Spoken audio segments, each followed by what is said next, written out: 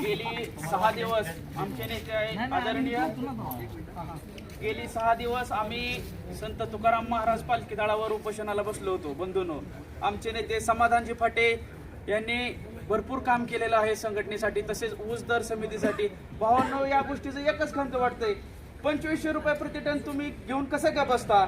एकीकडे 2728 जाहीर केला आमच्या तालुक्यातनी, पण या साखर कारखान्या माघारी आम्ही 6 दिवसात गुडघा टेकायला लावला. ह्या पंढरपूरचा इतिहास आहे भावांनो. आसपासच्या जनतेला सांगतो, तुम्ही बाहेर निघा. ही कारखानदारी काय करत नाही, ह्यांची मस्ती जिरवण्याचं काम फक्त शेतकरीच करू शकतो, एवढा ध्यानात ठेवा.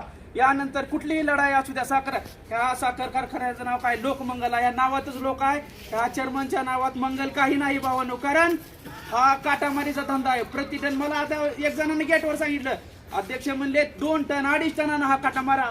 शेतकरी भावांना अन्याय कसा पाहिजे तुम्ही सहन करता? इथून पुढे कुठलाही अन्याय सहन करायचा नाही. प्रत्येक वर्षी प्रत्येक कारखान्यावर ऊस दरापायी आंदोलन झालंच पाहिजे. एवढं बोलून मी थांबतो. जय हिंद, जय महाराष्ट्र.